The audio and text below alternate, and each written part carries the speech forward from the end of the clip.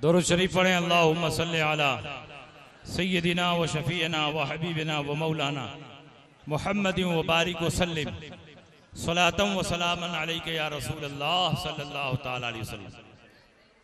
हजरात गिरामी,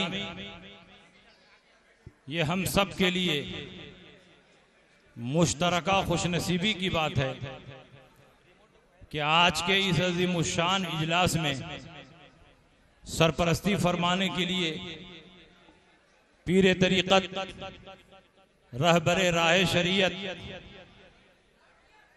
फरजंदे रसूल, चमनिस्तान फातिमा के महकते हुए फूल,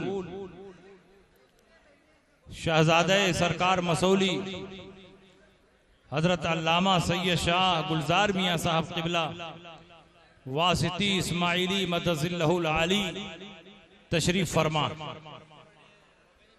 इस वक्त पूरे हिंदुस्तान में बड़ी तेजी के साथ जो शख्सियत मसलके आला हजरत की तरवीजो इशाअत के लिए सफर कर रही है, उनमें एक नुमाया नाम हुजूर गुलजार मिल्लत का है। जिस खित्ते में जाते हैं सुन्नियत की खेती लहलहाने लगती है। जिस आबादी से गुजरते हैं मसलके आला हजरत का नारा गूंजने लगता है। अल्हम्दुलिल्लाह, ऐसे ही पीरों की जरूरत है कि जिनसे मुंसलिक होने के बाद लोग मजहब और मसलक के एतबार से निहायत मजबूत और मुस्तहकम हो जाएं। अल्लाह रब्बुल इज्जत हुजूर गुलजार मिल्लत को सेहते कामिला आजिला अता फरमाए। ये इनका बेपनाह इखलास है, मोहब्बत है कि ऑपरेशन के बावजूद ये 2-4 दिन आराम करने के बाद से अब तक मुसलसल सफर ही कर रहे हैं। जबकि सफर इनके लिए नुकसानदेह भी हो सकता है, लेकिन आदमी का अकीदा बिगड़ जाए, आदमी गुमराह हो जाए तो उससे ज्यादा नुकसान होगा। तो ये अपने जिस्म की तकलीफ को बर्दाश्त कर सकते हैं, जिस्मानी तकलीफ को बर्दाश्त कर सकते हैं, लेकिन आदमी की रूहानियत गड़बड़ हो जाए, उसका अकीदा गड़बड़ हो जाए, ये हुजूर गुलजार मिल्लत को गवारा नहीं। इंशाअल्लाह अल्लाह रब्बुल इज्जत खिदमत दीन के सदक़े में इनकी तमाम परेशानियों को और इनकी तमाम बीमारियों को दूर फरमा देगा और यूं ही मसलके आला हजरत की खिदमत करते रहे।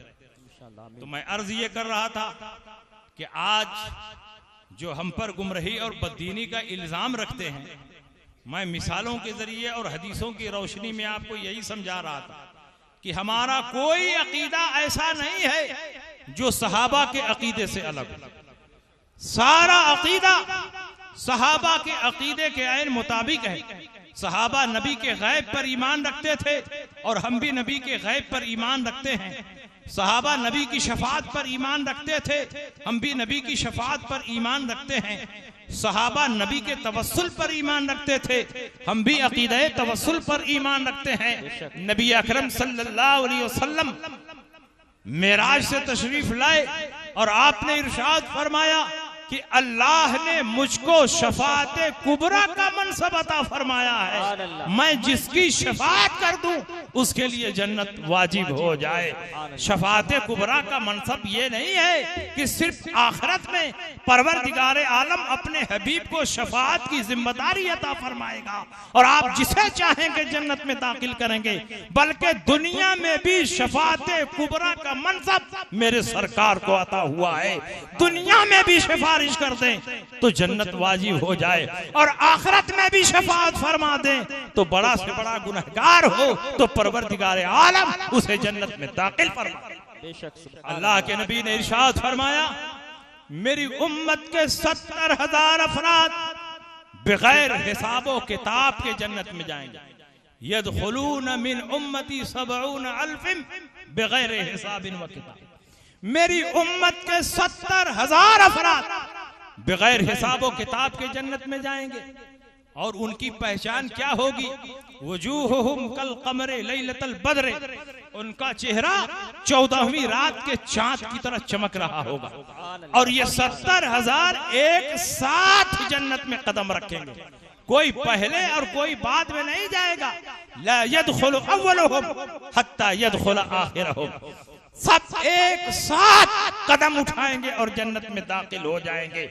सहाबी रसूल हजरत उकाशा इब्ने मेहसन असदी ने फरमाया, या रसूल अल्लाह उदउल्लाह अन यजअलनी मिनहुम, ऐ अल्लाह के नबी, जो 70,000 अफराद बगैर हिसाब व किताब के जन्नत में जाएंगे, आप अल्लाह से दुआ फरमा दें कि उन 70,000 में मेरा भी नाम शामिल हो जाए। जो लोग दुनिया में नबी की शफाअत का इनकार करते हैं, मैं पूछना चाहता हूं, अगर नबी को दुनिया में शफाअत का इख्तियार ना होता तो नबी फरमाते कि दुनिया में शफाअत का इख्तियार नहीं है, आखिरत में तुम अपनी बात रखना, मैं तुम्हारे लिए शफाअत करूंगा। लेकिन नबी ने अपना पावर और इख्तियार जाहिर करते हुए इरशाद फरमाया, अंत मिनहुम, जाओ उन 70,000 में तुम्हारा भी नाम शामिल कर दिया है। जो 70,000 बगैर हिसाबो किताब के जन्नत में जाएंगे, आज से तुम्हारा भी नाम उन 70,000 में शामिल हो गया। पता क्या चला, अल्लाह के नबी उन 70,000 की तादाद को भी देख रहे हैं, नबी उनके चेहरों को भी पहचान रहे हैं, नबी दाखिले का अंदाज भी देख रहे हैं। ये गैब है कि नहीं है, कितने लोग बगैर हिसाबो किताब के जाएंगे, कौन कौन उसमें शामिल होगा, किस अंदाज से जन्नत में दाखिल होगा, ये सब गैब है। जो नबी के गैब पर ईमान रखेगा वही नबी की शफाअत पर भी। इसीलिए आला हजरत फरमाते हैं, आज ले उनकी पनाह, आज मदद मांग उनसे, कल न माने कि कयामत में अगर मान गए, कयामत में तो सब नबी की शफाअत पर ईमान रखेंगे। जब नबी का जलवा देखेंगे तो सब शफाअत का ईमान रखेंगे। और कुफ्फार भी ये तमन्ना करेंगे, लो अन्न लना कर्रतन, काश पलट कर हम दुनिया में जाते तो वही अकीदा अपनाते जो मोहम्मद रसूलुल्लाह ने दुनिया के सामने पेश किया है। लेकिन अब ये तमन्ना सिर्फ तमन्ना ही रह जाएगी। अल्लाह के नबी सैयद आलम सल्लल्लाहु अलैहि वसल्लम ने इरशाद फरमाया, जब ये आयत करीमा उतरी, असा अन यबअसका रब्बुका मकामम महमूदा, अन करीब परवरदिगार आलम आपको मकाम महमूद से सरफराज फरमाएगा। बुखारी की हदीस है। सहाबा ने पूछा, या रसूल अल्लाह, ये मकाम महमूद क्या है? अल्लाह के नबी ने इरशाद फरमाया, है शफाअत, मकाम महमूद ये शफाअत है। परवरदिगार आलम आखिरत में भी शफाअत कुबरा का मनसब अता फरमाएगा। जब नबी सजदे में रखकर गिड़गिड़ाएंगे, रोएंगे, रहमत बारी पुकार उठेगी, या मोहम्मद इरफा रासका कुल तुस्मा इशफा तुशफा, ऐ मोहम्मद सर उठाइए, मांगिए, क्या मांगते हैं आपको दिया जाएगा। आप अल्लाह की बारगाह में सवाल कीजिए, आपकी गुजारिश कबूल की जाएगी। आप शफाअत कीजिए, आपकी शफाअत कबूल की जाएगी। अल्लाह के नबी सर उठाएंगे, फतह बाबे शफाअत मेरे सरकार के हाथों से होगा, और अल्लाह के नबी अपनी गुनहगार उम्मत की शफाअत फरमाएंगे और बेहिसाब जन्नत में दाखिल। और शफाअत का तो अजीबो गरीब मंजर होगा। जो बहुत ज्यादा गुनहगार होंगे, नबी की रहमत उन पर ज्यादा होगी। गुनहगारों की लाइन लगी होगी, नेकोकारों की लाइन लगी होगी, और अल्लाह के नबी नेकोकारों की तरफ तवज्जो न फरमाकर पहले गुनहगारों की तरफ तवज्जो फरमाए। एक एक गुनहगार को चुन चुन कर अल्लाह के नबी जन्नत में दाखिल करेंगे, जन्नत में दाखिल करेंगे। नेक लोगों के दिल में तमन्ना पैदा होगी कि काश हम भी इन्हीं गुनहगारों के लाइन में होते तो पहली फुर्सत में हम भी चले जाते। तो अपने बगल वाले गुनहगार से कहेंगे कि थोड़ा सा गुनाह हमको कर्जे में दे दो ताकि हम भी गुनहगार हो जाएं और नबी की शफाअत के अव्वलीन फुर्सत में मुस्तहिक हो जाएं। आला हजरत इमाम अहमद रजा फाजिल बरेलवी ने उसी वाक़े की तरफ इशारा करते हुए इरशाद फरमाया, क्या ही अफ़ज़ा शफाअत है तुम्हारी, वाह वाह, कर्ज लेती है गुनाह परहेजगारी, वाह सुभान अल्लाह सुभान अल्लाह सुभान। ये शान है मेरे हबीब की शफाअत की। और जब ये आयत करीमा उतरी, वलसौफ युतीका रब्बुका फतरदा, अन करीब परवरदिगार आलम आपको इतना अता फरमाएगा कि आप राजी हो जाएंगे। तो अल्लाह के नबी इरशाद फरमाते हैं, इज़न ला अर्ज़ा व वाहिदुम मिन उम्मती फिन्नार, तब तो मैं राजी ही नहीं हूँगा जब तक मेरी उम्मत का एक एक फर्द जहन्नम से निकलकर जन्नत में दाखिल ना हो। जिब्रील अमीन बारगाह मुस्तफ़ा में हाजिर हुए।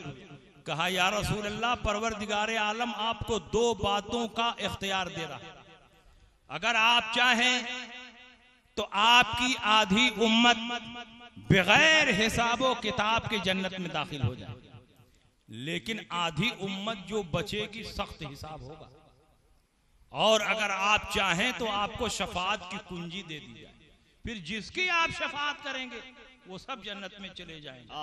अल्लाह के नबी इरशाद फरमाते हैं फ़ख्तरतु शफाअता, मैंने शफाअत ही को इख्तियार कर लिया। मैंने सोचा कि अगर मैं पहली सूरत को इख्तियार करता हूं कि आधी उम्मत बगैर हिसाबो किताब के जन्नत में चली जाए, तो आधी उम्मत जो रह जाएगी क्या वो रब की बारगाह में हिसाब दे पाएगी? परवरदिगार आलम की बारगाह में कौन हिसाब दे पाएगा? इसलिए मैंने सोचा कि शफाअत का इख्तियार हासिल की जाए, शफाअत की कुंजी हासिल कर ली जाए, और फिर मैं उस वक्त तक शफाअत करता रहूंगा जब तक मेरी उम्मत का आखिरी गुनहगार जहन्नम से निकलकर जन्नत में दाखिल। सुभान अल्लाह, सुभान अल्लाह। नबी की शफाअत पर हम ईमान रखते हैं, नबी के गैब पर हम ईमान रखते हैं, अकीदे तवस्सुल पर हम ईमान रखते हैं, दूरों नजदीक से या रसूल अल्लाह पुकारने पर हम ईमान रखते हैं, ज़ियारत क़ुबूर को हम जायज़ समझते हैं, इसाले सवाब को हम जायज़ समझते हैं। तो जो सहाबा का अकीदा था वही हमारा अकीदा है, और जो सहाबा का तरीका था वही हमारा तरीका है। और नबी ने फरमा दिया जो मेरी सुन्नत पर चले और सहाबा के तरीके पर चले वही जन्नती है। बिला शुबहा इस दौर में हजारों फिरकों में जो फिरका जन्नती है वो कोई और नहीं, वो अहले सुन्नत वल जमात है, जिनकी पहचान मसलके आला हजरत से होती है। सुभान अल्लाह, सुभान अल्लाह। हक बेशक या रसूल अल्लाह, या रसूल अल्लाह।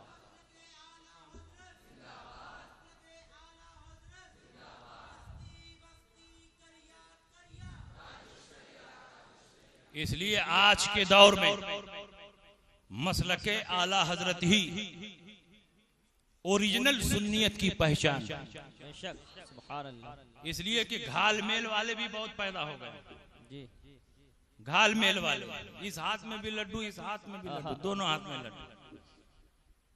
50-50 बिस्कुट खाने में अच्छा लगता है, दीन में 50-50 नहीं। दीन के मामले में मुतसल्लिम रहो। आला हजरत इमाम अहमद रजा फाजिल बरेलवी ने पूरी जिंदगी तसल्लुक की तालीम दी है, और आला हजरत इमाम अहमद रजा के तसल्लुक का ये आलम था कि चाहे अपने हो या बेगाने हो, तसल्लुक के खिलाफ कोई काम करता तो आला हजरत इमाम अहमद रजा बरहम होते, और जब तक उसकी इस्लाह ना फरमा लेते उस वक्त तक आपको सुकून नहीं।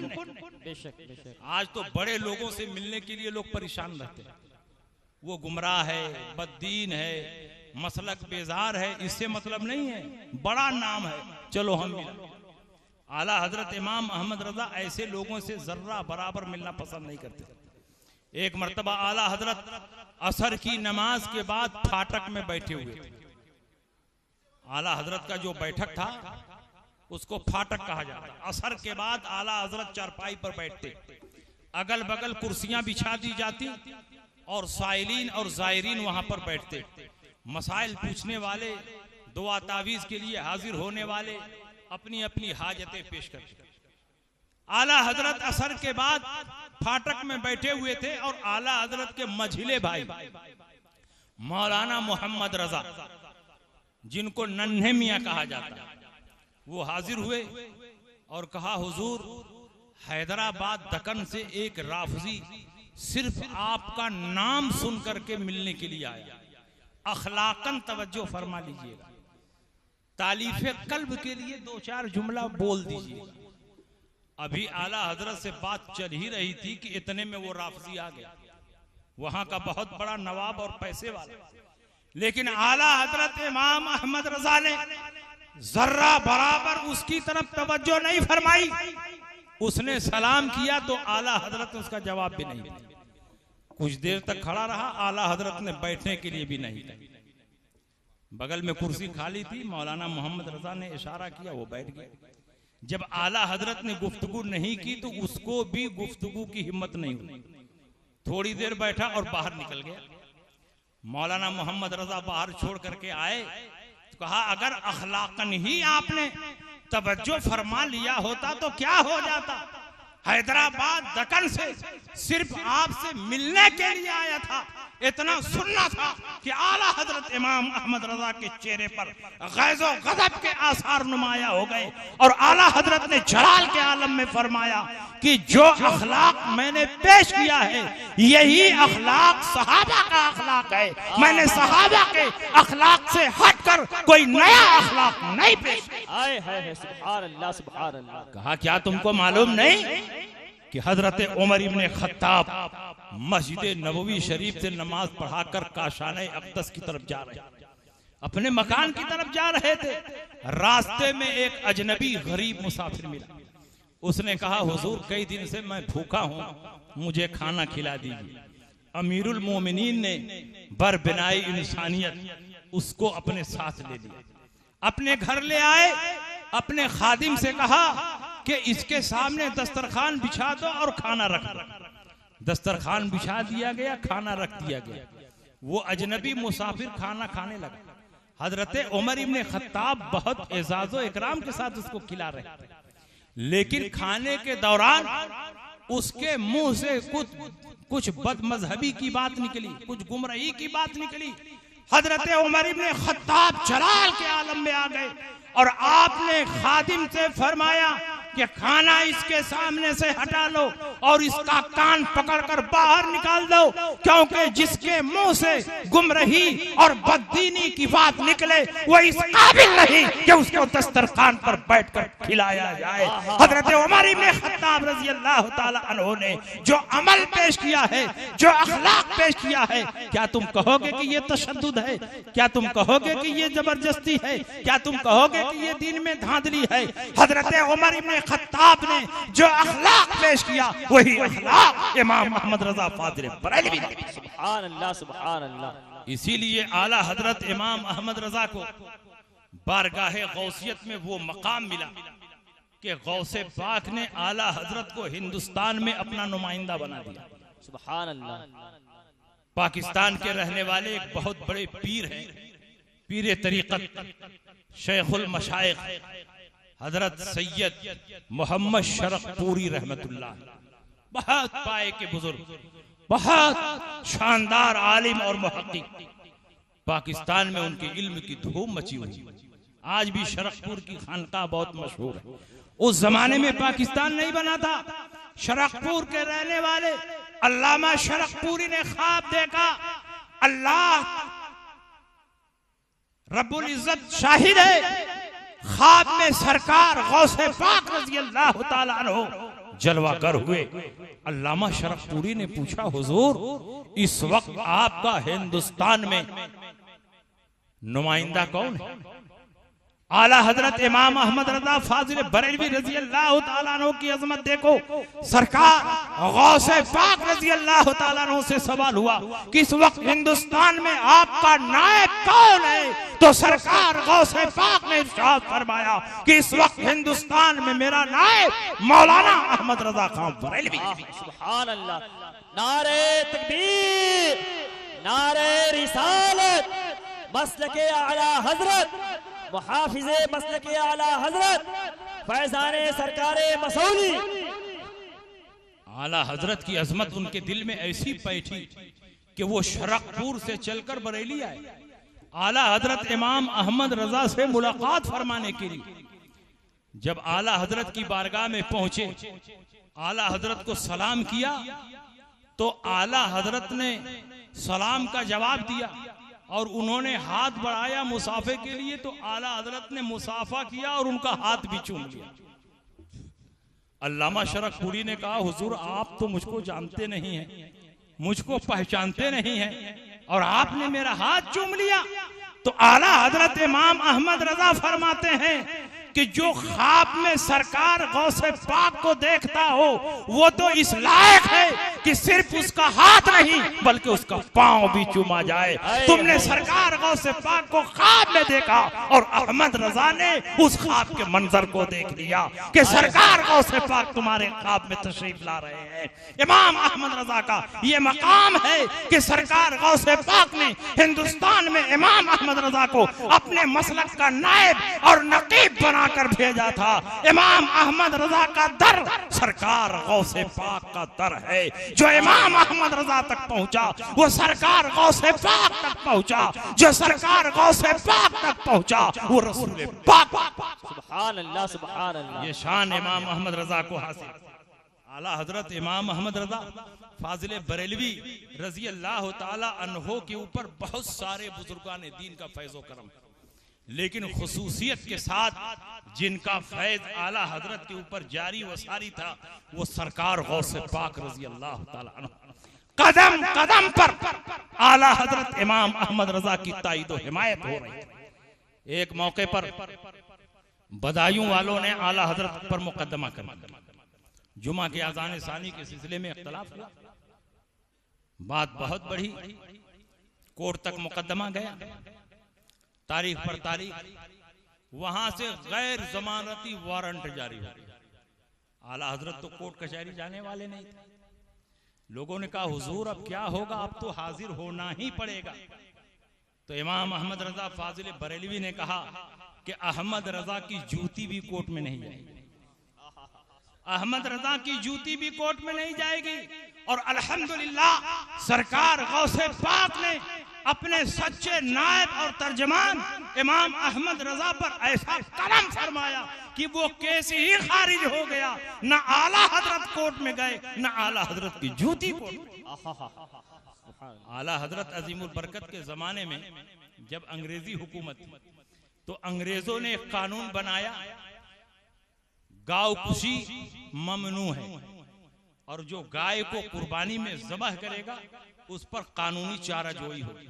हिंदुस्तान में बड़े बड़े उलमा थे, लेकिन इस कानून की मुखालफत में किसी को मैदान में आने की जुर्रत और हिम्मत नहीं हुई। आला हजरत इमाम अहमद रजा फाजिल बरेलवी रजी अल्लाह ताला अन्हु ने कलम उठाया और अनफुसुल फिक्र फी कुर्बानिल बकर लिखकर आला हजरत इमाम अहमद रजा ने इस कानून की मुखालफत की और आपने ऐलान फरमाया कि गाय की कुर्बानी ये हमारे शायर से है और किसी हुकूमत को ये हक नहीं है कि शायरुल्लाह को मिटाने की कोशिश करे। इसलिए अहमद रजा इस कानून को मानने के लिए तैयार नहीं। आला हजरत अजीमुल बरकत के मकान के आसपास गैर मुस्लिमों का बहुत ज्यादा मकान था और आज भी है। आला हजरत इमाम अहमद रजा की इस फतवे के शाये होने के बाद गैर मुस्लिम मुखालिफ हो गए, जान के दुश्मन हो गए। किराए के 2 कातिलों को गैर मुस्लिमों ने आला हजरत को कत्ल करने के लिए मुंतखब किया और तय ये पाया कि इशा की नमाज पढ़ने के लिए ये अपने मकान से निकलकर तनहा जाते हैं। उसी वक्त गली से दाएं और बाएं से निकलकर अचानक हमला किया जाए ताकि ये अपना बचाव न कर सकें और इनका काम तमाम हो जाए। किराए के कातिल अपने हाथ में तलवार लेकर गली में छुपे हुए हैं, एक दाएं जानिब छुपा हुआ है, एक बाएं जानिब छुपा हुआ है और आला हजरत इमाम अहमद रजा की आमद का इंतजार है। आला हजरत इशा की नमाज पढ़ने के लिए जब मस्जिद जाने लगे और उस मकाम पर पहुंचे जहां छुपे हुए थे तो दाएं और बाएं से अचानक ये दोनों तलवार लेकर आला हजरत इमाम अहमद रजा पर हमला आवर हुए और फिर अचानक चीखें मारकर जमीन पर बेहोश हो गए, गिर गए। जब इनकी चीखें निकली आला हजरत ने पलट कर देखा कि अपने हाथों में तलवार लिए हुए लेटे हैं। कुछ लोगों को बुलाया, आए, पानी का छिड़काव किया गया, कहा भाई तुम लोग कौन हो और ये तुम्हारे हाथों में नंगी तलवार कैसी है? तो उन्होंने कहा हुजूर बस माफी फरमा दें, आप ही को तो कत्ल करने के लिए हम आए थे, हमने सुपारी ली थी आपको मारने की, आपको खत्म करने की जिम्मेदारी दी गई थी। तो कहा क्यों चीखें तुम्हारी निकल गई, क्यों बेहोश होकर जमीन पर गिर गए? तो कहा कि जैसे ही हम दाएं और बाएं से आप पर हमला आवर हुए तो हमने देखा कि एक शेर दाएं से और एक शेर बाएं से हम पर हमला कर रहा है। इस खौफनाक शेर को देखने के बाद हम बेहोश हो गए और जमीन पर गिर गए। आला हजरत इमाम अहमद रजा फरमाते हैं कि ये कोई शेर नहीं था, दाएं जानिब रसूलुल्लाह की नुसरत होती है और बाएं जानिब गौसे पाक की करामत होती है। मैं उनके मसलक की हिफाजत करता हूँ और सरकार गौसे पाक मेरी हिफाजत। सुभान अल्लाह, सुभान अल्लाह, सुभान अल्लाह।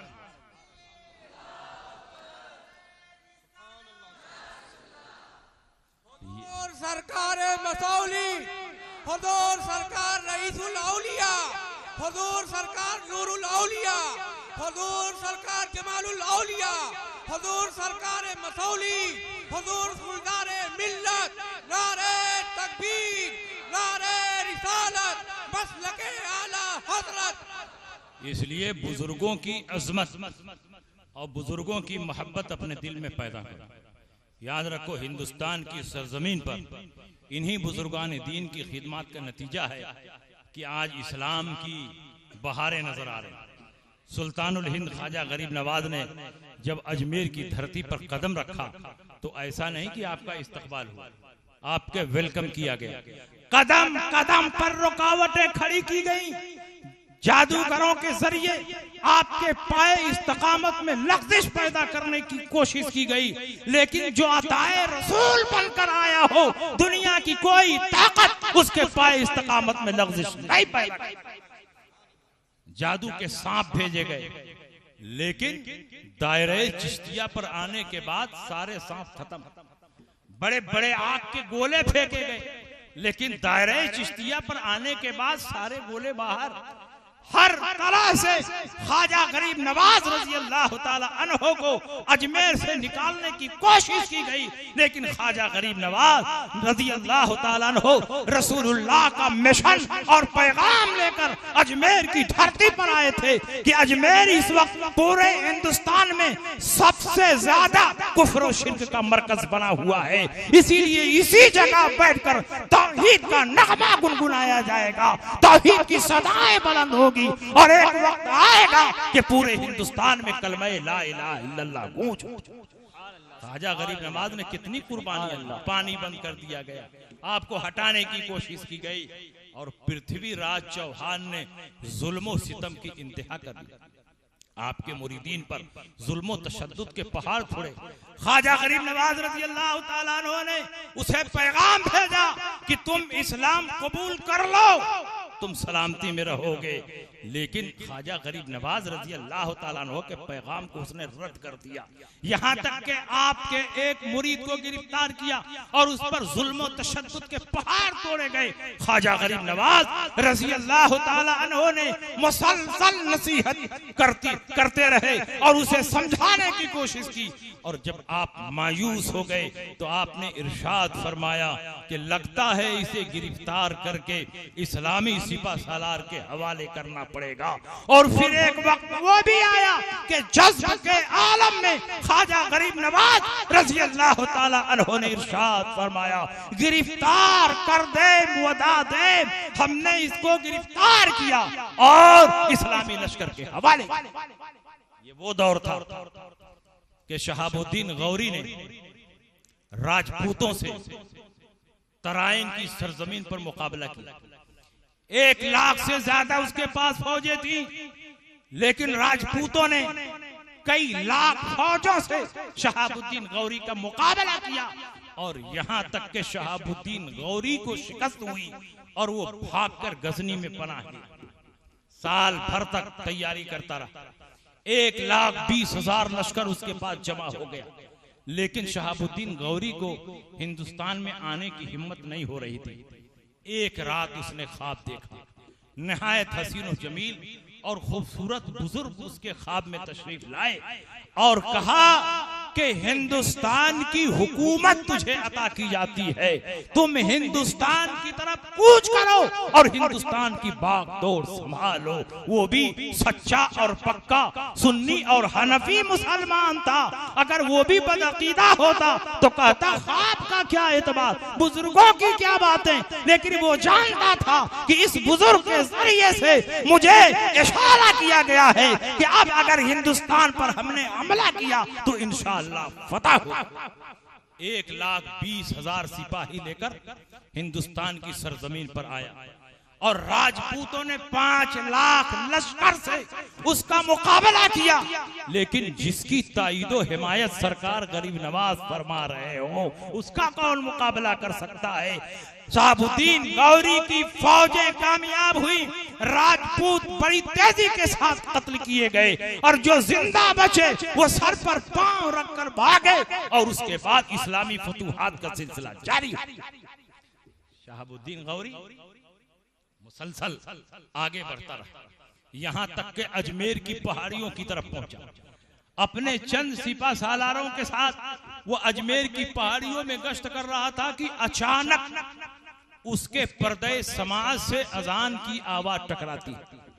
वो हैरान रह जाता है कि यहाँ बयाबान में संगलाक और पथरीली जमीन में अजान देने वाला कौन है। लोगों से पूछा तो लोगों ने बताया कि एक फकीर है जो चंद महीना पहले यहाँ आया है और उसके साथ कुछ बुरिया नशी फकीर हैं, वही लोग अजान देते हैं और नमाज पढ़ते हैं। अजान की आवाज की समत में शहाबुद्दीन गौरी चलना शुरू किया और यहाँ तक के ख्वाजा गरीब नवाज के दरबार में पहुंचा। वो क्या देखता है कि एक बुजुर्ग मुसल्ले पर खड़े होकर मगरिब की इमामत कर रहे हैं और कई दरवेश हैं कि उनके पीछे नमाज अदा कर रहे हैं, उनकी इक्तदा में नमाज पढ़ रहे हैं। शहाबुद्दीन गौरी भी अपने साथियों के साथ नियत बांधकर पीछे खड़ा हो गया। मगरिब की नमाज कंप्लीट किया।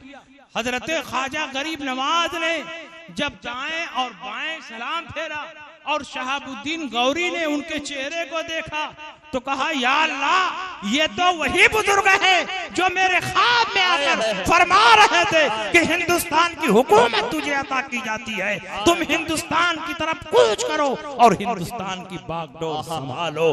फौरन शहाबुद्दीन गौरी आपके कदमों पर गिर पड़ा और कहा, हुजूर, मुझे भी अपनी गुलामी में दाखिल करें। ख्वाजा गरीब नवाज रजी अल्लाह तआला अन्हु का गुलाम बन और फिर अजमेर में ऐसी काया पलट हुई कि एक दो नहीं लाखों लाख लोग मुसलमान हुए। हर तरफ इस्लाम का परचम बुलंद होने लगा।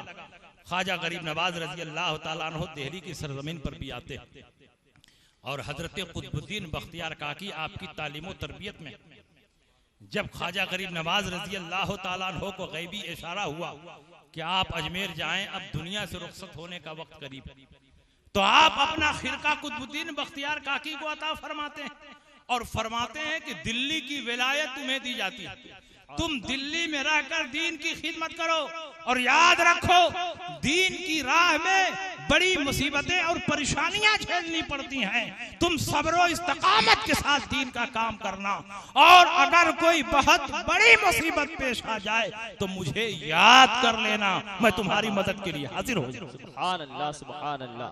सुल्तानुल हिंद ख्वाजा गरीब नवाज अजमेर गए और 20 दिन के बाद आपका विसाल हुआ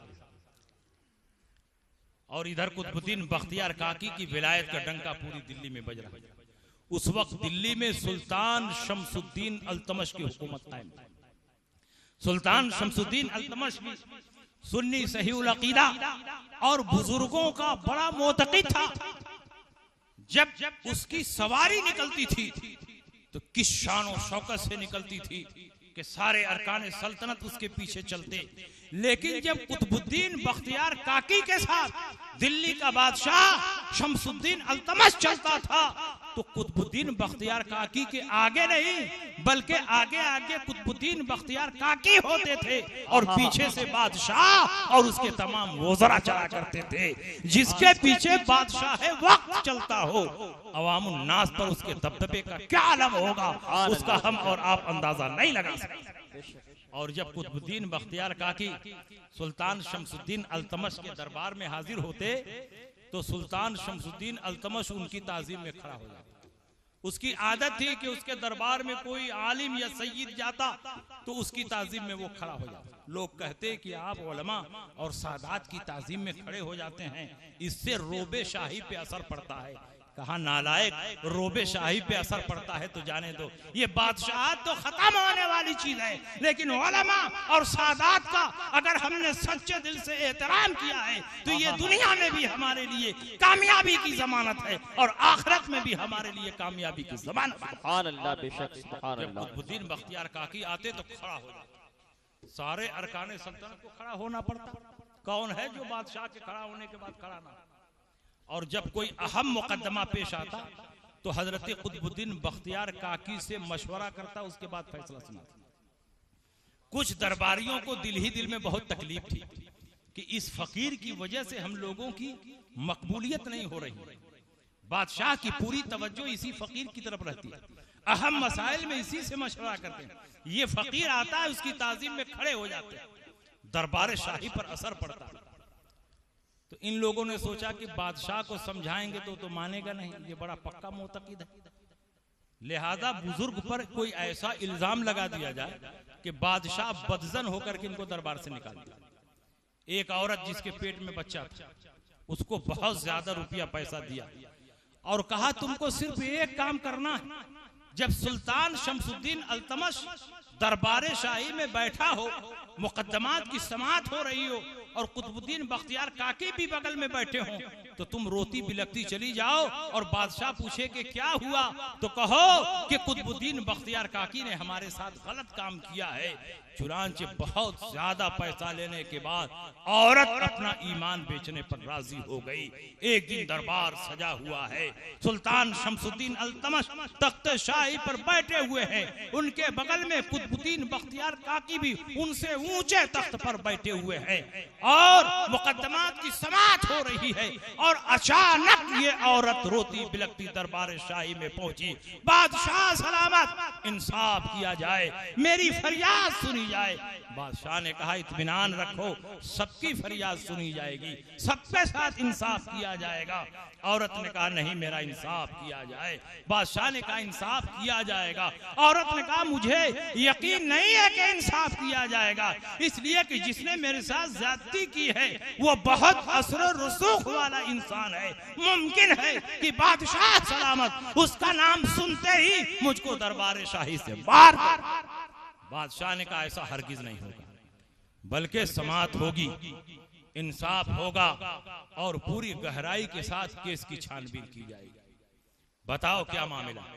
औरत ने कहा कि ये कुतुबुद्दीन बख्तियार काकी जो आपके बगल में बैठे हैं, जो बहुत बड़े बुजुर्ग बनते हैं, इन्होंने मेरे साथ मुंह काला किया और मेरे पेट में जो बच्चा पल रहा है ये इन्हीं की बदकारी का नतीजा। सुल्तान शमसुद्दीन अल्तमश कुतुबुद्दीन बख्तियार काकी का मुरीद था और सुल्तानुल हिंद ख्वाजा गरीब नवाज रजी अल्लाह तआला अन्हु का भी बहुत मोतक़ी था। उनकी हयात ज़ाहिरी में कई बार दिल्ली में सुल्तानुल हिंद ख्वाजा गरीब नवाज से मुलाकात कर चुका और बार बार उसने गुजारिश की कि हुजूर मेरे दरबार में चले, लेकिन सुल्तानुल हिंद ख्वाजा गरीब नवाज ने कभी उसके दरबार में कदम नहीं रखा। और कुतुबुद्दीन बख्तियार काकी मुकद्दमात की समाअत और अहम मसाइल में दरबार शाही में जाते थे। इतना सुनने के बाद सुल्तान शमसुद्दीन अल्तमश कुतुबुद्दीन बख्तियार काकी से बदजन नहीं हुआ। अगर आज का मुरीद होता तो बगैर किसी तहकीक के फौरन अपने पीर की बैअत तोड़ देता और अपने पीर पर दो चार इल्जाम और रख देता, लेकिन वो शमसुद्दीन अल्तमश था, उस दौर का मुरीद था। उसने कहा हुजूर ये मेरे कानों में कैसी आवाज आ रही है, ये कैसी बात मैं सुन रहा हूँ। हजरत कुतुबुद्दीन बख्तियार काकी फरमाते हैं वल्लाह मैंने इस औरत को आज से पहले कभी देखा ही नहीं, मैंने इसकी जिस्म को कभी छुआ नहीं, ये औरत सरासर झूठ बोल रही है, मैं तो इसको जानता भी नहीं हूँ। लेकिन औरत ने कहा मेरे पास गवाह है। सुल्तान शमसुद्दीन अल्तमश ने कहा गवाह पेश करो। 4 झूठे गवाहों को भी पेश कर, पैसे पर गवाही देने वाले भी मिल जाते हैं। अब गवाही के बाद हजरत कुतुबुद्दीन बख्तियार काकी के पास इनकार की गुंजाइश नहीं बची। आप ज़ारो कतार रोने लगे, फूट फूट कर रोने लगे, और आपने देखा कि जाहिरी हालात और जाहिरी शहादत मेरे खिलाफ है।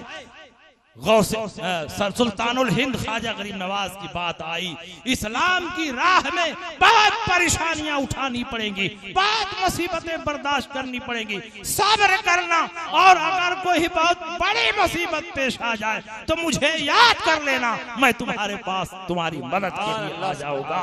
कहा इससे बड़ी क्या मुसीबत हो सकती है कि मुझ पर जिना का इल्जाम लग रहा है, बदकारी की तोहमत लग रही है, गवाही मेरे खिलाफ दी जा रही है। फौरन दरबार शाही में खड़े हुए, अजमेर मुकद्दस की तरफ चेहरा किया, कहा हुजूर मेरे पीरो मुर्शिद, अब आप दरबार शाही में आ जाइए और अपने कुतुबुद्दीन को बचा लीजिए। इतना कहना था कि दरबार शाही में सुल्तानुल हिंद ख्वाजा गरीब नवाज रज़ी अल्लाह तआला अन्हु हाजिर। सुभान अल्लाह, सुभान अल्लाह, सुभान। बादशाह भी खड़ा हो गया, कुतुबुद्दीन बख्तियार काकी भी खड़े हो गए। आज लोग एतराज कर रहे हैं कि नबी जिंदा है कि मुर्दा है। अबे नबी के गुलामों को देखो कि जिंदा है कि मुर्दा है, कब्र में है, लेकिन कुतुबुद्दीन बख्तियार काकी की फरियाद सुन रहे हैं, उनकी आवाज सुन रहे हैं, और अजमेर मुकद्दस से अपनी तुरबते अतहर के अंदर से निकलकर दिल्ली के दरबार शाही में खड़े हो जाते हैं और पूछते हैं बताओ कुतुबुद्दीन क्या तुमने मुझको याद किया है, तुम्हारी मदद के लिए मैं हाजिर। कुतुबुद्दीन बख्तियार काकी रोने लगते, कहा हुजूर ये औरत जो सामने खड़ी है इसका इल्जाम है कि मैंने इसके साथ बदकारी की, जबकि मैंने आज से पहले कभी इस औरत को देखा नहीं, मैंने इसके जिस्म को कभी छुआ नहीं, मैंने इसके साथ कोई गलत काम नहीं किया, लेकिन ये औरत मुझ पर इल्जाम लगा रही है कि मैंने इसके साथ जिना किया है, और इसके पेट में जो बच्चा पल रहा है ये बच्चा मेरी बदकारी का नतीजा है। और ये चार गवाह भी इस औरत की गवाही में यहाँ हाजिर है। सुल्तानुल हिंद ख्वाजा गरीब नवाज रज़ी अल्लाह तआला अन्हु ने फरमाया कि झूठों पर अल्लाह की लानत। ऐ औरत, अल्लाह के अज़ाब से डरो और एक बेगुनाह आदमी पर बदकारी की तोहमत लगाने से बचो, और तुम लोग झूठी गवाही से बचो। लेकिन औरत ने कहा नहीं, हमारे साथ इन्होंने बदकारी की है और मेरे पेट में जो बच्चा पल रहा है ये इन्हीं की बदकारी का नतीजा है और मेरे पास गवाह मौजूद। सुल्तानुल हिंद ख्वाजा गरीब नवाज ने कहा कि अब फैसला इन झूठे गवाहों से नहीं होगा, अब तुम्हारे बेटे की गवाही से फैसला होगा। अब तेरा बच्चा खुद बताएगा कि उसका बाप कौन है। चुनांचे आपने असाए मुबारक को औरत के पेट की तरफ इशारा किया तो कहा है पेट में पलने वाले बच्चे तू ही बता दे कि तेरा बाप कौन है। तो उस पेट से आवाज आई कि मेरा बाप कुतुबुद्दीन बख्तियार काकी नहीं है, बल्कि इसी औरत का जो शौहर है यानी जो मेरा बाप है वही, उसी के नुत्फे से मैं पैदा हो रहा हूँ और मैं गलत नुत्फे से नहीं हूँ, बल्कि ये औरत मेरे बाप की बीवी है। इसको बहुत ज्यादा मालो दौलत दिया गया है ताकि कुतुबुद्दीन बख्तियार काकी को ये बदनाम कर सके। ये बुजुर्ग सच्चे हैं, ये बुजुर्ग बेगुनाह हैं और मेरी माँ पैसा लेकर के इन बुजुर्ग को बदनाम करने की कोशिश। आप जरा अंदाजा लगाओ, लोग 4 दिन पीर के साथ घूमते हैं तो सोचते हैं कि हमको अब पीर की जरूरत नहीं, बड़ी इस्तिग़ना और बेनियाजी हो गई। कुतुबुद्दीन बख्तियार काकी रज़ी अल्लाह ताला अन्हु ने 1-2 साल नहीं, 10-20 साल नहीं, बल्कि 30-35 साल तक मुसलसल हजरत सुल्तानुल हिंद ख्वाजा गरीब नवाज रज़ी अल्लाह ताला अन्हु की बारगाह में जिंदगी बसर की, आपसे तालीम हासिल की और हर वक्त जब मुसीबत पेश आती तो कभी अपने ऊपर भरोसा नहीं करते, अपने मुर्शिद को याद करते, अपने मुर्शिद की बारगाह में इस्तिग़ासा पेश करते। 2-4 दिन पीर की खिदमत में बैठने से तुम उस मंजिल तक नहीं पहुंच सकते हो जिस मंजिल पर कुतुबुद्दीन बख्तियार काकी पहुंचे हुए थे। उसके बावजूद कुतुबुद्दीन बख्तियार काकी ने कभी अपने आप को पीर से मुस्तगनी और बेनियाज नहीं समझा। जब भी जरूरत महसूस हुई अजमेर मुकद्दस में हाजिर होकर सुल्तानुल हिंद की बारगाह में इस्तिग़ासा पेश। ये शान है, ये अजमत है हजरत कुतुबुद्दीन बख्तियार काकी रजी अल्लाह ताला अन्हु की। बातें बहुत हैं कहने के लिए।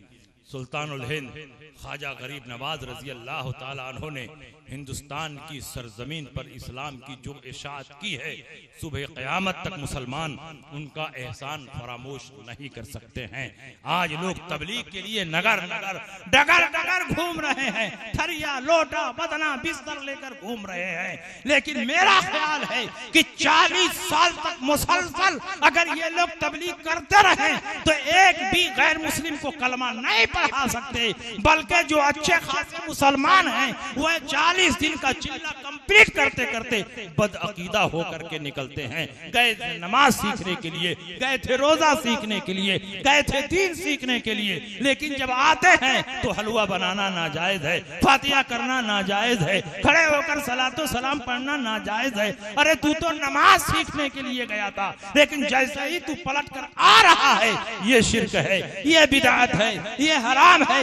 इसका मतलब कि ये जमात नमाज के नाम पर बदअकीदगी फैला रही है, लोगों को नमाज के नाम पर बुला रही है, लेकिन वहाबियत का जाम पिलाकर उन्हें लौटा रही है। इसलिए ऐसी जमातों से दूर रहने की जरूरत।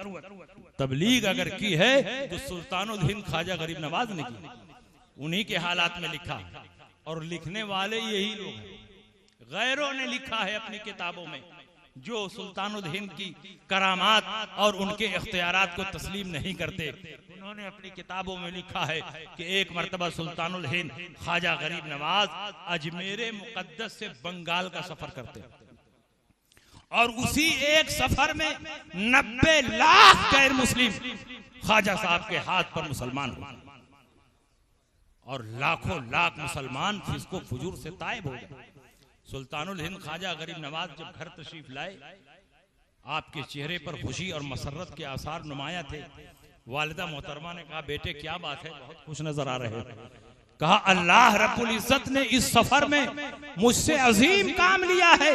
अल्लाह रब्बुल इज्जत ने 90 लाख गैर मुस्लिमों को मेरे हाथ पर मुसलमान बना दिया, और मेरे जरिए उनको इस्लाम की रोशनी पहुंची।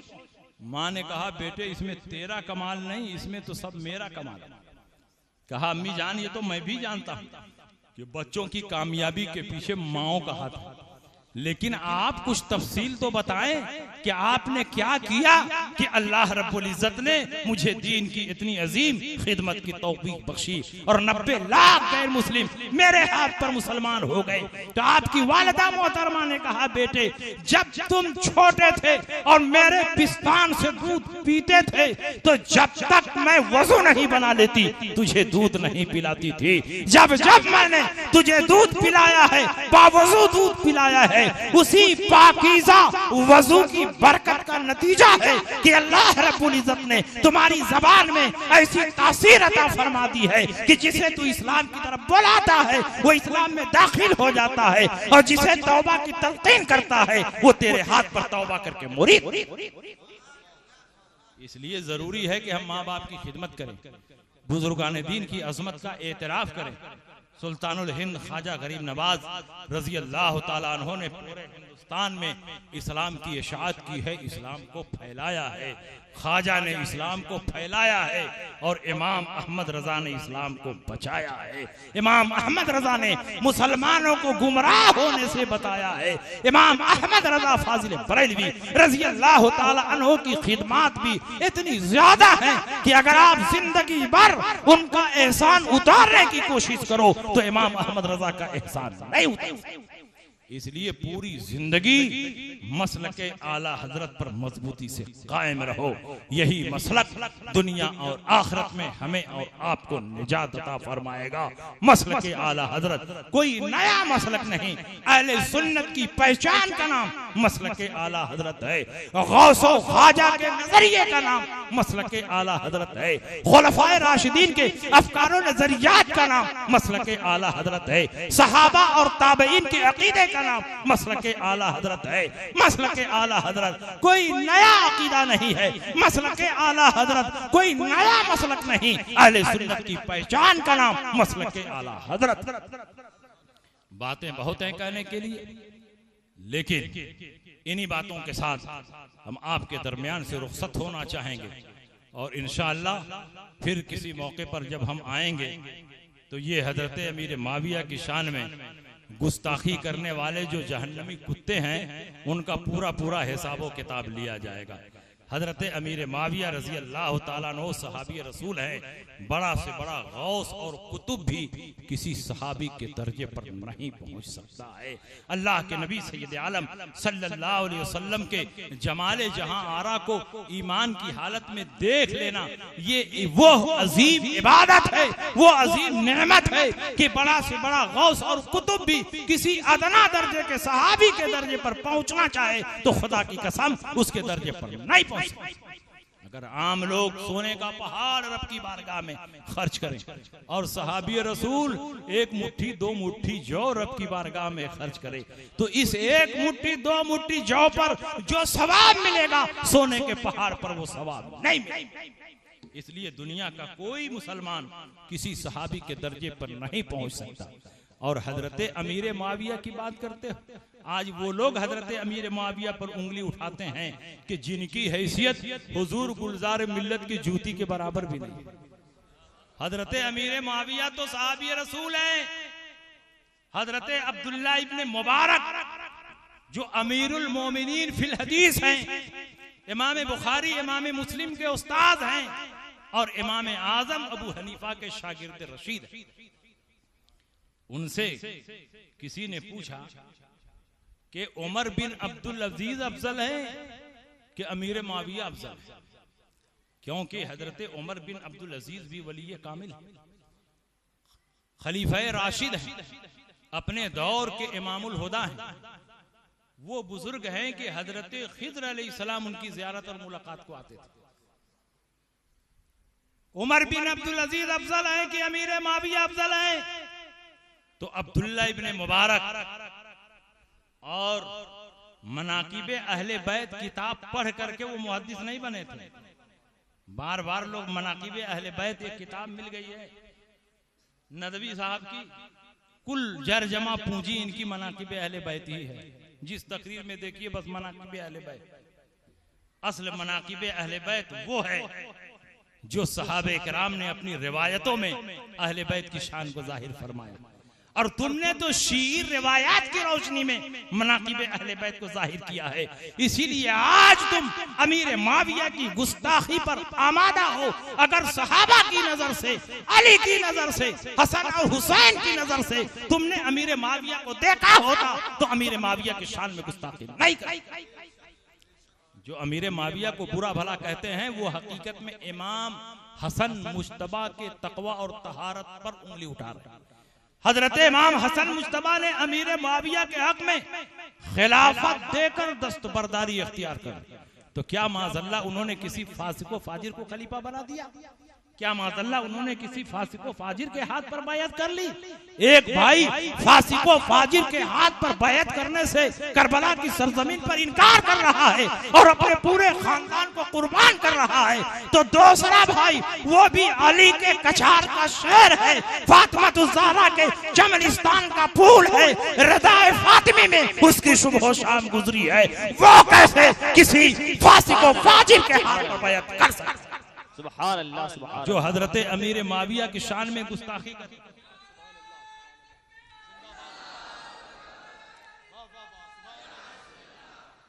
जो अमीर माविया की शान में गुस्ताखी करते हैं वो हकीकत में अहले बैत के भी मुखालिफ हैं और दुश्मन, अहले बैत के भी दुश्मन है, मुखालिफ हैं। अब्दुल्ला इब्ने मुबारक से पूछा गया कि उमर बिन अब्दुल अजीज अफजल हैं कि अमीर मुआविया अफजल है? कितनी शानदार बात उन्होंने कही। कहा गुबारुन दखला फी अनफे फरसे मुआवियता हीना गज़ा फी रिकाब रसूलिल्लाह सल्लल्लाहु अलैहि वसल्लम अफजलो मिन कज़ा उमर इब्न अब्दुल अजीज। वह गुबार जो हजरत अमीर माविया के घोड़े की नाक में उस वक्त दाखिल हुआ जब अमीर माविया नबी की रिफाकत और मईयत में दुश्मनाने इस्लाम के साथ जिहाद कर रहे थे। उमर बिन अब्दुल अजीज से अफजल वो गुबार है जो अमीर माविया के घोड़े की नाक में दाखिल हुआ। जो लोग अमीर माविया की शान घटा रहे हैं वो हकीकत में सच्चे और पक्के मुसलमान नहीं है, वो अहले बैत से मोहब्बत रखने वाले नहीं। जो अहले बैत से मोहब्बत रखने वाले हैं वो सारे सहाबा से मोहब्बत करते हैं। अल्हम्दुलिल्लाह हमें यही तालीम दी गई है कि अहले बैत से भी मोहब्बत करो और सहाबा से भी मोहब्बत करो। एक हाथ में अहले बैत का दामन हो और दूसरे हाथ में सहाबा। नबी अकरम सल्लल्लाहु अलैहि वसल्लम ने इरशाद फरमाया, मसलो अहले बैती कमसले सफीनते नूहिन फमन रकेबहा नजा वमन तखल्लफ अनहा हला। मेरे अहले बैत की शान, मेरे अहले बैत की मिसाल सफीने नूह की तरह, जो उस पर सवार हो गया निजात पा गया और जो सवार नहीं हुआ हलाक और बर्बाद हो गया। अहले बैत को सफीने नूह कहा गया, गौर कीजिएगा। और सहाबा के बारे में क्या कहा गया? अस्हाबी कन नुजूम बिअय्यिहिम इक्तदैतुम इहतदैतुम। मेरे सहाबा नुजूमे हिदायत हैं, तुम इनमें से जिनकी पैरवी करोगे हिदायत पा जाओगे। इसमें किसी आला और अदना सहाबी की तखसीस नहीं है, बल्कि तमाम सहाबा नुजूमे हिदायत हैं, तुम इनमें से जिनकी पैरवी करोगे हिदायत पा जाओगे। सहाबा को क्यों नुजूमे हिदायत कहा और अहले बैत को क्यों कश्ती नूह से ताबीर किया गया? इसलिए कि उस जमाने में जब कुतुब नुमा की इजाद नहीं हुई थी और समंदरों की सतह पर जब ये कश्तियां चलती थी तो रात की तारीकी में अपनी मंजिल का पता लगाने के लिए कश्ती चलाने वाले आसमान के तारों को देखते थे और मंजिल तक पहुंच जाते थे। अल्लाह के नबी ये इरशाद फरमाना चाहते हैं कि अगर तुम तबाही और बर्बादी से बचना चाहते हो तो अहले बैत की कश्ती में सवार हो जाओ और मंजिल मकसूद तक पहुंचना चाहते हो तो सहाबा के दामन को थाम लो। जो अहले बैत की कश्ती में सवार हुआ और सहाबा को छोड़ दिया वो मंजिल तक नहीं पहुंच सकता, और जिसने सहाबा को पकड़ा और अहले बैत की कश्ती में सवार नहीं हुआ वो दरिया में डूब जाएगा, मंजिल मकसूद तक नहीं पहुंच। ये है अहले बैत की शान और ये है सहाबा की शान। नबी अकरम सल्लल्लाहु अलैहि वसल्लम के सारे सहाबा काबिल एहतराम हैं, काबिल ताज़ीम हैं। अल्लाह ने उनसे जन्नत का वादा फरमाया है। अल्लाह ने कुरान अजीम में जगह जगह उनको अपनी रजा की सनत अता फरमा दी है। लक़द रज़ियल्लाहु अनिल मुमिनीन इज़ युबायिऊनका तहत शजरा, दरख्त के नीचे जिन सहाबे किराम ने नबी के हाथ पर बैत की, अल्लाह रब्बुल इज्जत सबसे राजी है। बताओ उनमें अबू बकर सिद्दीक हैं कि नहीं, उमर इब्न खत्ताब हैं कि नहीं, और उस्मान गनी अगरचे जिस्म के एतबार से वहां मौजूद नहीं थे बल्कि नबी का नुमाइंदा बनकर मक्का आए हुए थे, लेकिन नबी ने फरमाया कि ये हाथ उस्मान का हाथ है। इसीलिए असहाबे बैअते रिज़वान में हजरत उस्मान गनी का भी शुमार होता है, अली मुर्तजा का भी शुमार होता है। ये वो मुक़द्दस नफूसे कुदसियां हैं जिनको अल्लाह ने अपनी रजामंदी की सनद अता फरमा दी है। इनमें से अगर कोई किसी भी शख्सियत से नफरत करे और मोहब्बत ना करे तो जिससे अल्लाह राजी हो उससे नाराज होने वाला हरगिज हरगिज मुसलमान नहीं। इसलिए हम अहले बैत से भी मोहब्बत करते हैं और सहाबा से भी मोहब्बत करते हैं। अल्लाह रब्बुल इज्जत हमारे दिलों में अहले बैत की सच्ची अकीदत व मोहब्बत अता फरमाए। और क्या शान होगी अमीर माविया की कि औलादे अली की मौजूदगी में उनकी शान बयान की जा रही है। सच्चा और पक्का सैयद वही है जो हर सहाबी की ताज़ीम करे और मसलके आला हजरत और मसलके अहले सुन्नत पर मजबूती से कायम हो। जो सहाबा पर हजरत अमीर माविया रज़ियल्लाहु ताला अन्हु को लेकर के तबर्राबाजी करते हैं या शेखैन की फजीलत का इनकार करते हैं या नबी की दोनों दामादों से नफरत करते हैं, वो हकीकत में सच्चे और पक्के सैयद नहीं हो सकते। सच्चे और पक्के सैयद वही हैं जो मसलक अहले सुन्नत के मुताबिक अहले बैत से भी मोहब्बत करते हैं और सारे सहाबा से। सुभान अल्लाह, सुभान अल्लाह। बेशक अहले सुन्नत का है बेड़ा पार, असहाबे हुजूर नज्म है और नाव है इतरत रसूलुल्लाह की। वाखिरु दावाना अनिल हम्दुलिल्लाहि रब्बिल आलमीन। एक बात ये बता दूं कि आज के इस प्रोग्राम की रिकॉर्डिंग करामत रिकॉर्डिंग सेंटर में हो रही है। जिन हजरात को इस प्रोग्राम की रिकॉर्डिंग हासिल करनी है वो YouTube पर जाकर करामत रिकॉर्डिंग बनारस सर्च करके हासिल कर सकते हैं।